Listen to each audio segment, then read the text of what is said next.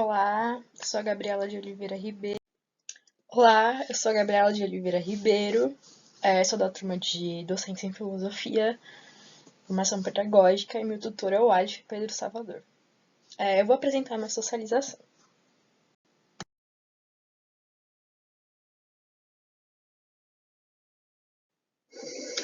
Bom, onde foi realizada a minha prática pedagógica foi na escola Professora Leico Akashi.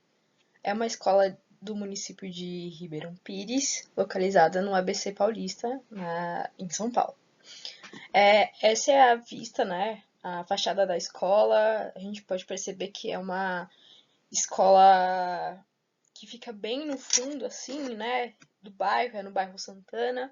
Tem árvores, principalmente na parte de trás da escola, que a gente pode localizar aqui nesse mapinha do Maps que eu tirei para mostrar mais ou menos para vocês como é que é.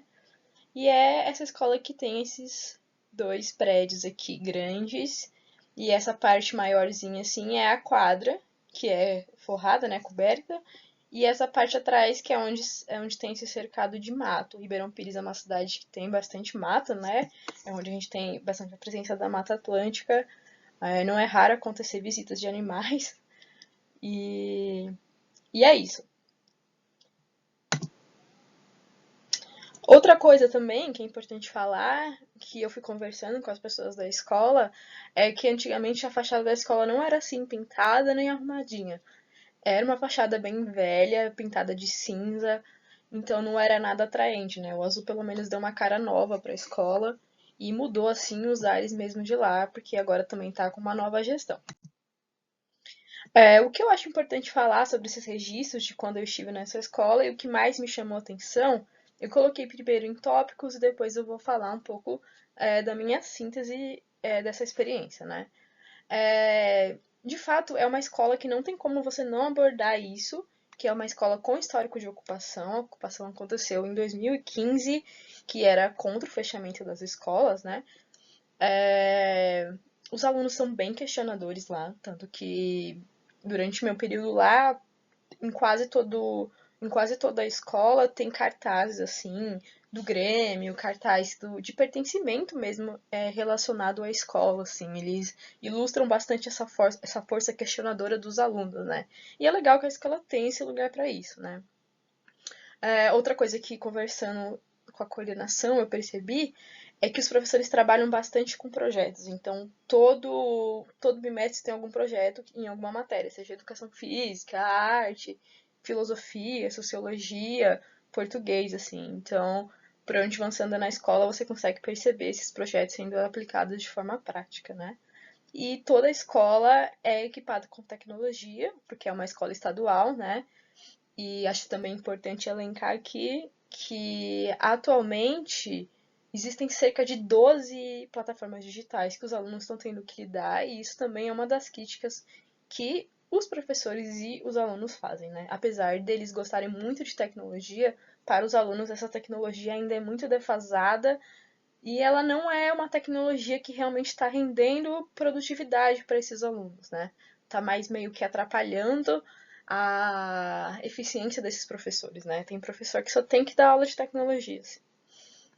E sobre como foi a minha aplicação da minha sequência didática, eu escolhi a sequência 1, que junto da professora, né, a professora Ludmilla, que foi quem me acompanhou, a turma que eu apliquei essa didática é o primeiro A do ensino médio, e tem cerca de 26 estudantes da faixa etária entre 14 a 16 anos, então eles são bem jovenzinhos adolescentes, né? O tema que eu escolhi é o tema da infância, juventude e velhice, porque a professora, como ela estava afastada, ela não conseguiu dar esse tema, então ela achou que casaria bem com o conteúdo que eles acabaram perdendo, né? Porque não é sempre que eles conseguem um professor da própria área para substituir. Então acaba que a aula acaba sendo conduzida por professores eventuais, né?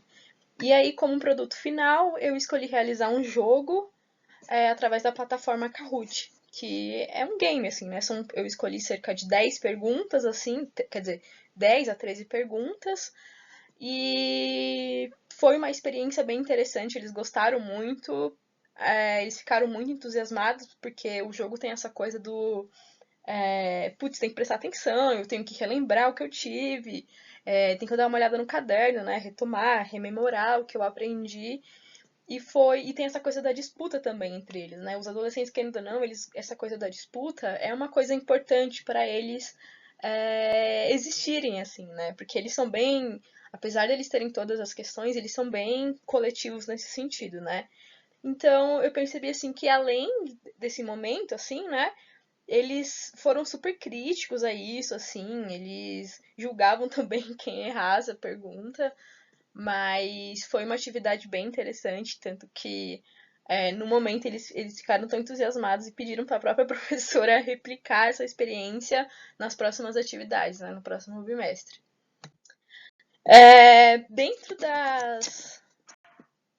das temáticas abordadas nas duas sequências que eu fiz, eu vou ler aqui as duas que eu elaborei, sendo a primeira essa que eu apliquei, que é a infância, juventude e velhice na tradição filosófica, e o produto educacional que eu realizei foi o jogo de perguntas na plataforma Kahoot, a sequência didática 2 gera uma reflexão filosófica acerca do meio ambiente, saber indígena, então tem essa coisa de buscar o conhecimento indígena filosófico, né? Por exemplo, dois autores que eu escolhi foi o Ailton Krenak e o Davi Kopenawa, né? Então acho que é importante eles estarem vendo essa filosofia que também é uma filosofia que pode ser brasileira e indígena, né? E o produto educacional 2 seria a produção de fanzines com o tema Ideias para Adiar o Fim do Mundo, que é um título de um livro do Ailton Krenak. Essa é a imagem do meu produto criado, né, da minha sequência 1, que é o Kahoot. Uma das perguntas era o que significa o termo etarismo. Inclusive, depois conversando, né, eu percebi que eles no começo do ano tinham feito um projeto específico só sobre etarismo, então casou muito bem o conteúdo, assim, né? Alguns registros que eu realizei que são imagens mesmo do jogo, né? Então, uma das questões era até quantos anos era considerado criança, né? Porque eles também viram um ECA, porque durante as aulas não tinham só essa questão de abordar o conhecimento filosófico, mas era uma questão também de pegar o cotidiano, pegar uma questão social, para não ficar deslocado da própria vivência deles, né? Aqui é a lousa, com o tema da aula, eu preferi cobrir os rostos dos alunos com coraçãozinhos, porque é uma escola que é muito burocrática na relação com os pais, né? Então, e mais do que isso, é uma escola que tem muitos alunos de abrigos, né? Então, assim, essa questão de pedir a declaração para utilizar a imagem desses alunos seria muito burocrática e eles mesmos não queriam, né? Essas fotos, a maioria eles estão com a cabeça baixa, fechando o rosto, assim, porque eles são, apesar de serem super questionadores e conversam bastante, eles são tímidos nesse sentido.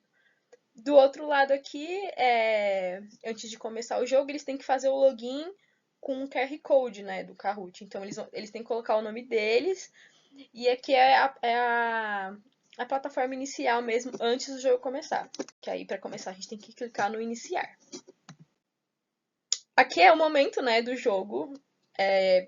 Tem lá no cantinho da parede tem um menino que tá assim, comemorando, né? Essa primeira parte da sala, assim, esses alunos que estão bem mais à frente são os que participam bastante.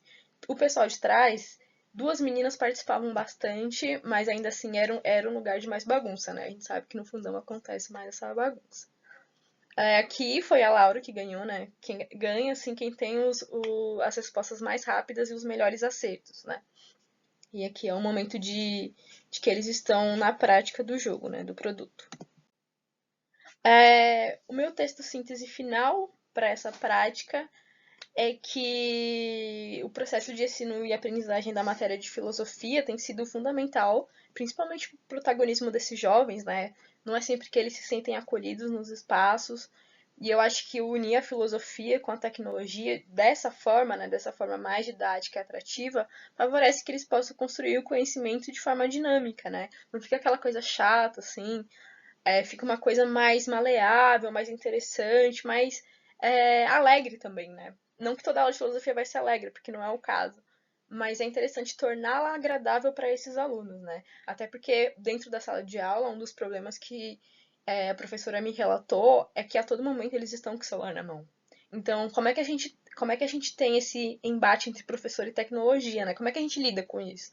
Então, eu acho que unir essa experiência da tecnologia com a matéria faz com que essa experiência seja mais interessante para o aluno e aí ele não fica tão preso dentro da realidade do próprio celular, que é sempre jogo, infelizmente apostas, ou mesmo nas redes sociais, né? Então parece que o jogo deu uma distraída, né? O jogo didático deu uma distraída nesses alunos e eles puderam se concentrar mais nas aulas. Por fim, eu gostaria de colocar aqui e ler para vocês uma entrevista que eu realizei com a professora Ludmilla, porque eu acho que mais do que realizar essa prática, é necessário a gente saber como é que esse professor está, né? Então eu fiz algumas perguntas, né? Sendo uma delas, qual a sua relação com a escola Leico Akaishi, né? Então eu vou ler aqui o que ela respondeu, né? Ela disse assim que tem uma relação muito afetiva com a escola Leico, é uma escola com uma história de resistência muito grande. Acredito que a escola é muito importante para a comunidade, mesmo que a comunidade não reconheça isso. Já tivemos estudantes que tinham a escola como referência e tinham um sentimento de pertencimento, de identificação com a escola, né? E foi isso que eu falei no começo, né? Eles ocuparam a escola para pedir que ela fosse fechada, né? Então o elo era muito maior.